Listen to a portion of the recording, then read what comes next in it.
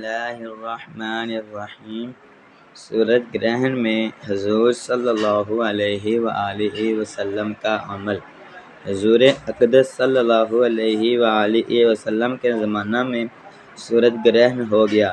صحابہ رضی اللہ عنہ کو فکر ہوئی کہ اس موقع پر حضور کیا عمل فرمائیں گے اور کیا کریں گے، اس کی تحقیق کی جائے۔ جو حضرات اپنے اپنے کام میں مشغول تھے چھوڑ کر دوڑے ہوئے آئے۔ نوعمر لڑکے جو تیر اندازی کے مشق کر رہے تھے ان کو چھوڑ کر لپکے ہوئے آئے تاکہ یہ دیکھے کہ حضور اس وقت کیا کریں گے۔ نبی اکرم صلی اللہ علیہ وآلہ وسلم نے 2 رکعت کسوف کی نماز پڑھی جو اتنی لانبی تھی کہ لوگ غش کھا کر گرنے لگے۔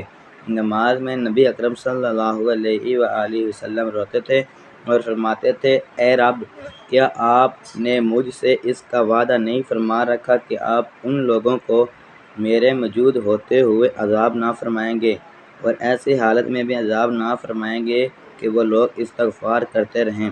سورہ انفال میں اللہ جل شانہ نے اس کا وعدہ فرما رکھا ہے، وَمَا كَانَ اللَّهُ لِيُعَذِّبَهُمْ وَأَنْتَ فِيهِمْ وَمَا كَانَ اللَّهُ مُعَذِّبَهُمْ وَهُمْ يَسْتَغْفِرُونَ۔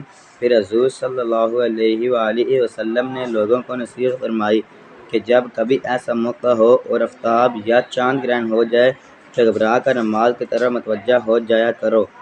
میں جو آخرت کے حالات دیکھتا ہوں، اگر تم کو معلوم ہو جائے ہنسنا کام کر دو اور رونے کی کثرت کر دو۔